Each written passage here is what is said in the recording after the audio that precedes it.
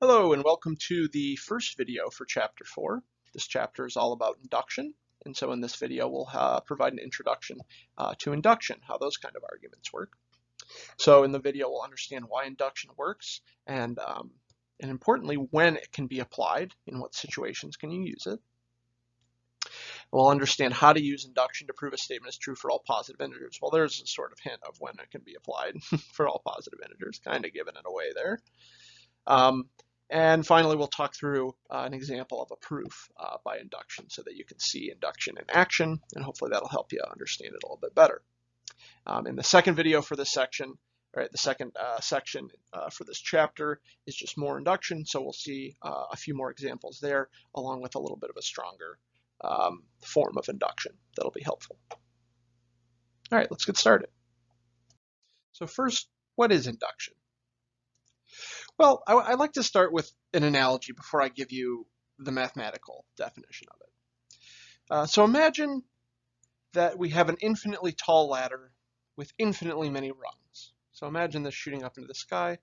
I have a little picture to go along with it. This one's not infinitely tall, but just sort of imagine, just keep putting rungs on that and it goes all the way to infinity. And let's say we want to prove that we can get to any rung on the ladder, that in some amount of time, we'd be able to get to any rung of the ladder. Well, how would we do this? It's infinitely tall. I couldn't demonstrate this, right? If you said get to the 100 trillionth rung on the ladder, I wouldn't be able to demonstrate that because I would be long dead before I actually got to that rung. And so I have to come up with some kind of other technique to prove to you that I could do it. I could conceivably do it, if I had an infinitely long life. Well, the idea goes like this. We can get to any rung of the ladder if we can show the following two statements are true. We can get to the first rung, so that is we can grasp a hold of the first rung of the ladder. We can get onto the ladder. And two, from any rung, we can get to the next rung, right? We take our hand and put it onto the next rung. And now we're on the next rung. So these two things together tell me, one, I can get on the ladder, and two, from any rung, I can get to the next rung. So what follows from that is that I can get to any rung that I want to, given enough time, right? Given an infinite amount of life, I could get to any rung of the ladder. And enough strength. I would probably be tired after a couple hours. So this is really the idea of induction. So the ladder analogy, I think, is a really good way to get the idea of induction, but now let's state it a little bit more mathematically. So let's say we want to prove a statement like, for all natural numbers, P of n. So we have some universal statement about the natural numbers. Well, how could we show this is true? Let's go back to the ladder. So I like the ladder analogy because it works like this for a statement like for all n and n, P of n. Think of the rungs of the ladder as my natural numbers. 1, 2, 3, 4, and since they stretch on to infinity, all the natural numbers are on this ladder somewhere. And then for each one of these natural numbers, I want to prove this statement P of 1, P of 2, P of 3, P of 4, and so on, right? I want to prove that each one of those is true. So how can I do this? Climbing the ladder is like proving each one of these statements P of n is true.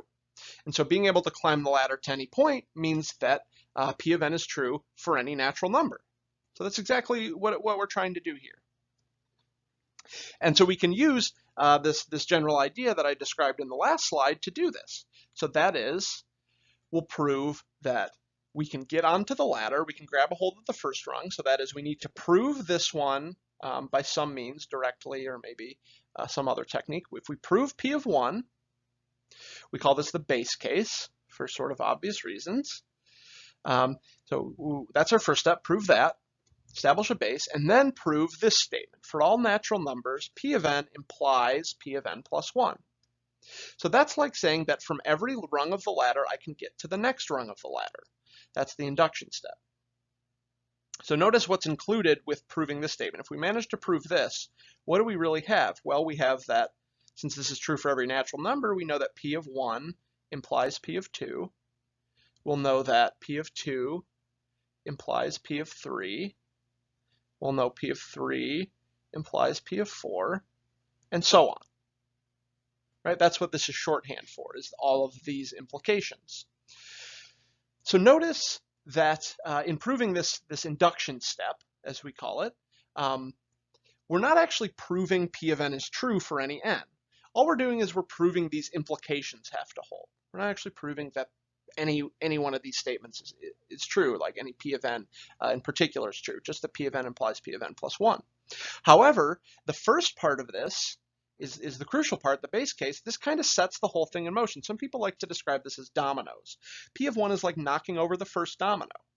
And so if I knock over the first domino, and I know that if the first domino gets knocked over, the second domino gets knocked over, by modus ponens, I know that if I knock the first domino over, the second domino will fall. The second bit is saying, if the second domino falls, the third domino will fall. So again, starting with the first one, I push the first one over. The first one falls. I know that the second one must then fall, so I know the second has fallen. And then I know that if the second falls, the third falls. So therefore I have P of 3, and then I know P of 3 implies P of 4, and so therefore I have P of 4. And so together these prove that P of n is true for all natural numbers. Any natural number I'm given, I know that eventually in this sequence I will reach that statement. And so that's the idea. So we can prove this statement up here by proving these two things. We sort of reduce it to those two statements. Now, notice in this induction step, what's going on? How would we prove an induction step like this? Well, it's an implication.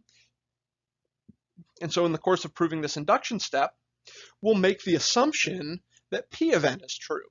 So this is very weird because we want to show that P of n is true. That's sort of our end result, that P of n is true for all natural numbers. Part of doing this is going to be assuming that P of n is true. Now that seems very kind of counterintuitive or maybe even contradictory, that if I want to prove something's true, how could I assume it's true? But remember, assuming P of n is true, we're only doing that in order to show that P of n plus 1 follows. We're assuming it's true, and we're showing that the next one follows. So again, we're just proving this statement here. We're not proving that any of them are actually true. We're assuming P of n is true and showing that P of n plus 1 must follow. So it's totally okay to do there.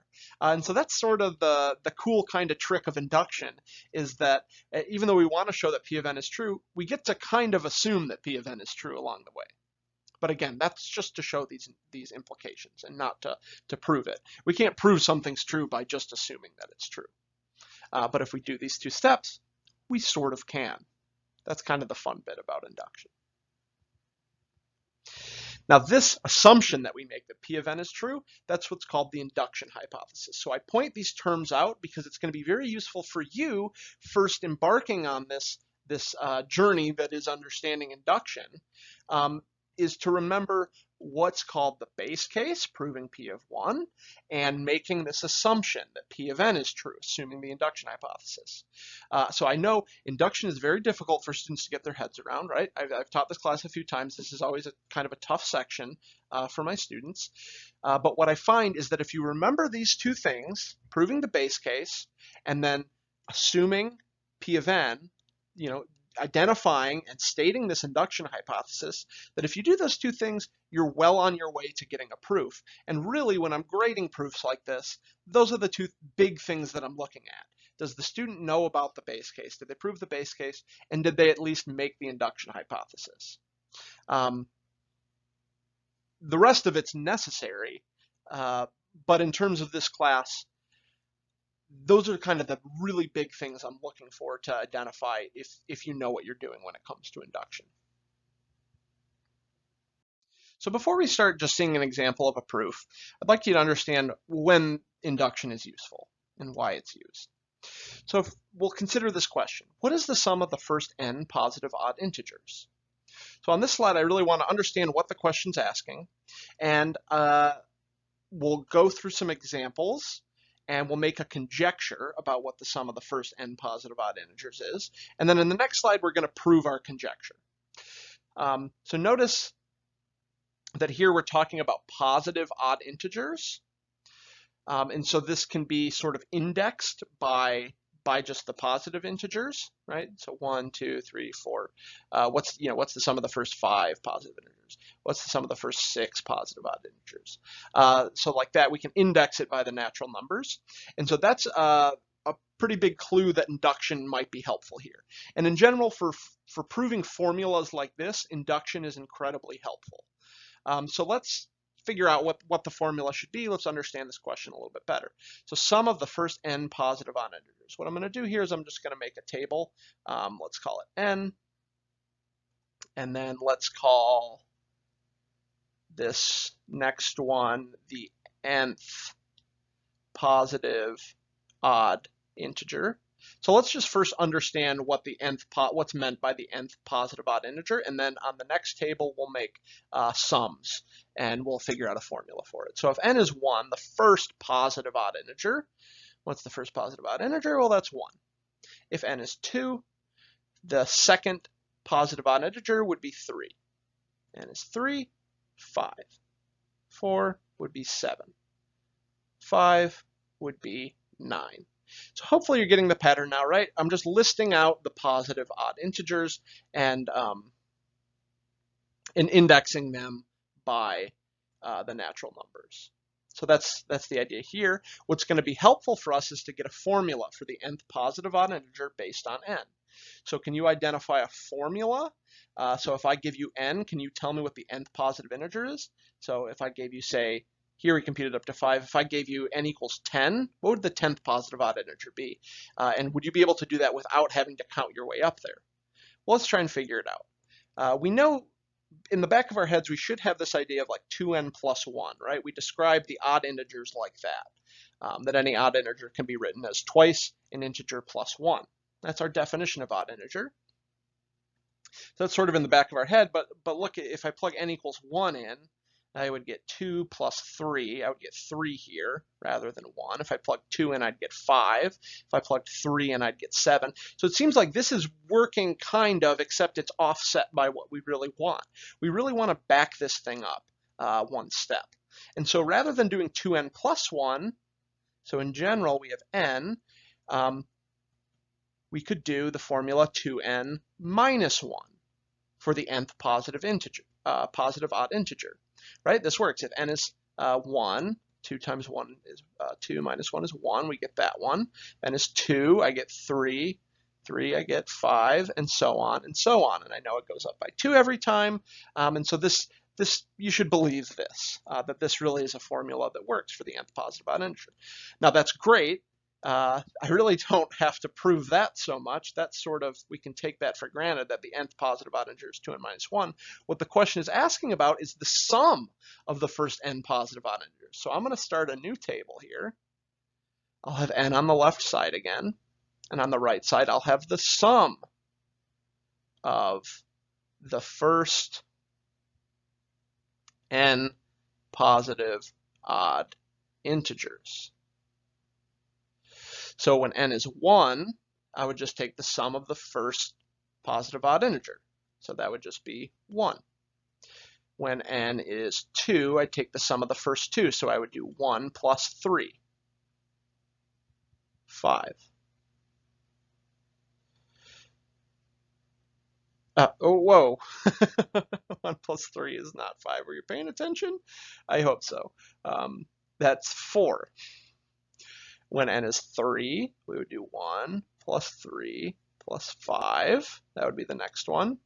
That's 9. When n is 4, we take the sum of the first 4. So we go 1 plus 3 plus 5 plus 7.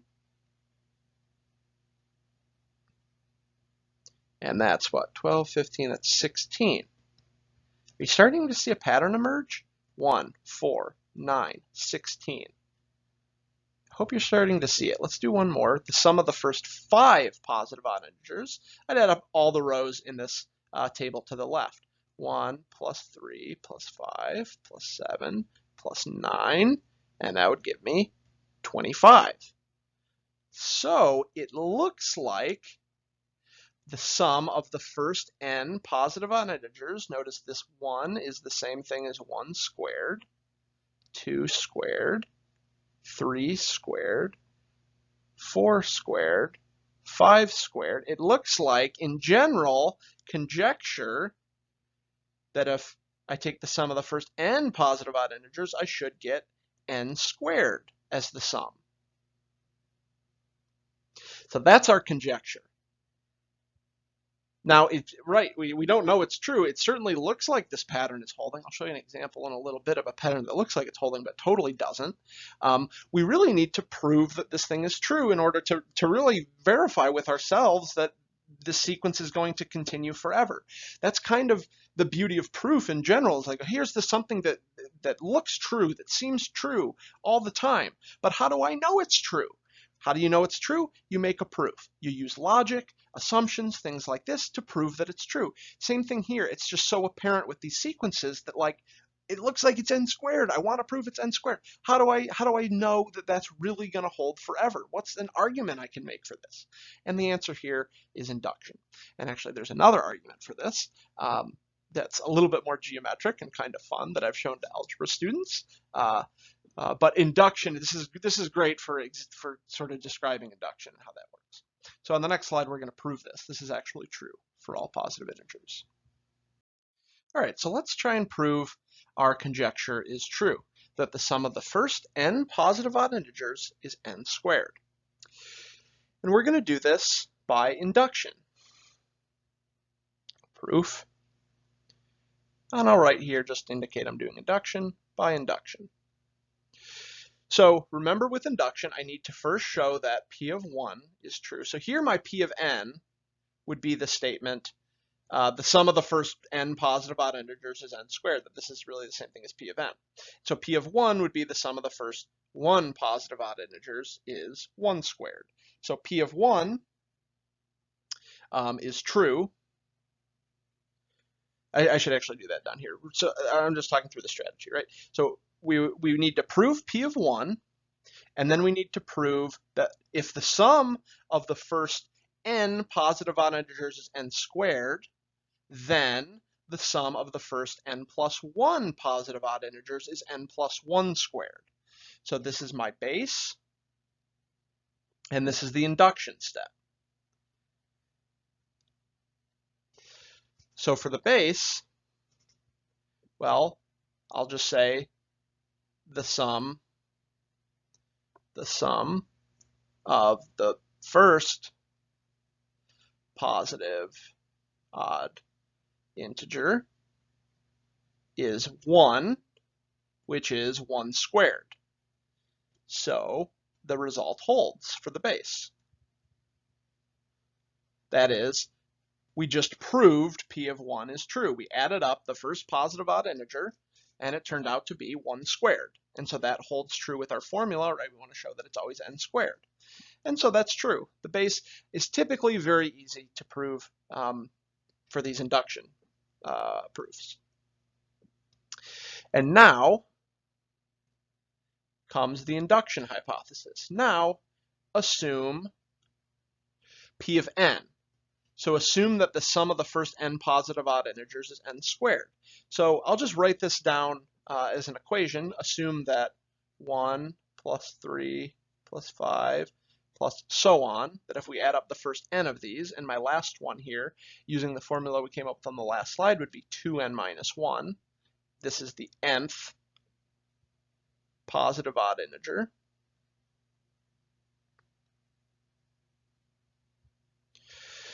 So we're assuming that the sum of the first n positive odd integers is n squared. Right, again, this is weird because we're assuming what we want to prove, but remember, we're proving an implication here, which is different than just proving P of n.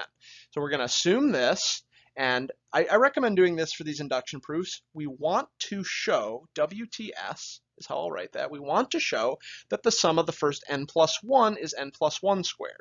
So I want to show that 1 plus 3 plus 5 plus up and up and up to 2n minus 1, that's the nth positive odd integer. But I want to go up to n plus 1. This is what I want to show, is that if we go up to n plus 1, so what happens, what's the next positive odd integer past 2n minus 1?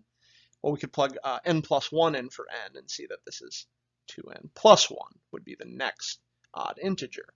So this is the n plus 1th odd integer, and I want to show that that sum is n plus 1 squared. So that's my goal. I haven't proven this yet, but that's my goal. I want to show that. And really writing it out like this is really helpful because we can identify now, I'll use green for this, we can identify now, I get to assume this. So I get to assume that this formula is true. 1 plus 3 plus 5 up to 2n minus 1 is n squared. And note, I want to show this formula is true down here, but notice inside of this formula is 1 plus 3 plus 5 up to 2n minus 1. So I get to use that the sum of those first n terms is n squared. I'll get to replace those terms with n squared. So let's do this. So I want to show that. Notice 1 plus 3 plus 5 plus plus 2n minus 1 plus 2n plus 1. Well, that's equal to, remember, this whole first bit, by assumption, by our induction hypothesis, this whole first bit adds up to n squared. And so this is equal to n squared plus 2n plus 1. Well, n squared plus 2n plus 1, remember my goal here is to show that this sum is n plus 1 squared. Well, what is n plus 1 squared? Let's go to the margins here. N plus 1 squared, if we square that out, that's n squared plus 2n plus 1. Oh, wow, why don't you look at that? That's exactly what we have over here. So I'll just go ahead and rewrite this as n plus 1 squared. That's exactly what we wanted to prove. It might not look like we did a whole lot here, but we did. We used the fact that the previous p of n holds, right? That this sum, 1 plus 3 up to 2n minus 1 was n squared. We used that to prove that the formula must hold for n plus 1, right? We showed that the sum of the first n plus 1 is n plus 1 squared. And so the result holds by induction. Holds by induction. Or by induction, the result is true. And that's a proof.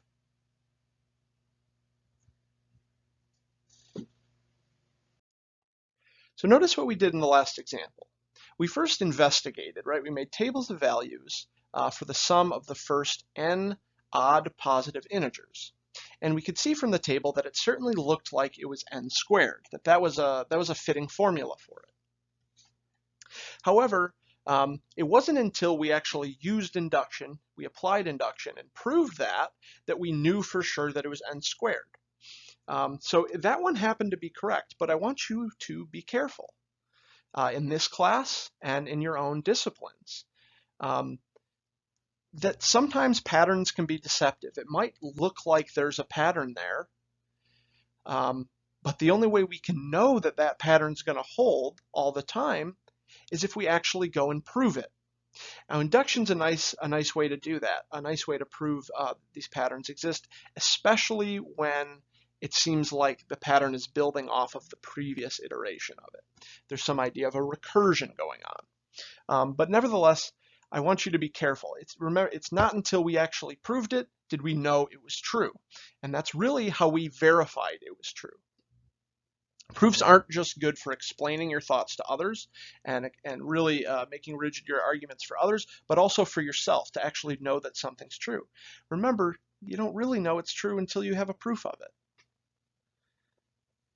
So for example, let's take a look at the following polynomial. N squared minus n plus 41. It's rather innocuous at first. What we're going to do here is just going to pick some values of n. We'll just plug in the first few positive integers into this and see what we get out. So on the left column we have n, on the right column we have the result when we evaluate n at n squared minus n plus 41. So notice we get 41 when n is 1, 43 when n is 2, 47, 53, 61, 71, 83. Do you notice anything about all of these numbers? Might take a while, and you could plug these into, say, Wolfram and verify, or maybe they just look familiar to you. These are all prime numbers. And in fact, if we continued this table all the way down to 40, we'd get something in here. I'm going to calculate it. And those would all be prime too. So it seems like we could keep going in this, keep getting values. Remember in the last example, we only went up to n was 5, something like that. Here we can go up to n40. And it seems like this polynomial just spits out primes. And so you might make a conjecture that the output of this polynomial is prime for all positive integers. However, you would be wrong, because as soon as you get to n equals 41, n squared minus n plus 41 happens to not be prime when you plug that in. You could verify this if you want.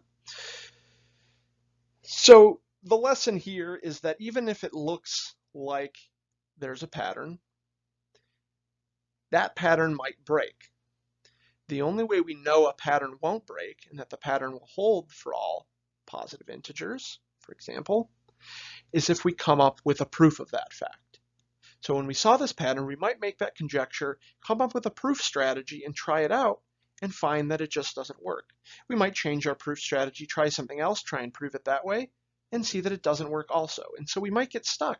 We just can't prove this thing is true. And so maybe we investigate more values and eventually we get to 41 and see, hey, it's not prime. It's actually not true. This is how mathematics is done. This happens all the time. And in fact, in a research project I've been working on recently, where I thought something was going to be true, namely that a bunch of these graphs were going to fit into these two different categories. And it wasn't till I started looking at some bigger graphs that I noticed that, hey, these specific scenarios, these edge cases aren't fitting into my categories I thought they were going to be. And so I had to go back to my proof strategy and alter that and include more categories. And I eventually was able to prove that should be the case. And so this happens all the time. It's okay, but just be careful. Be accepting of the fact that until you have a proof, you don't actually know something's true. All right, that's the end of this video. I'll see you in the next one for some more examples of induction and a stronger version of induction. See you then.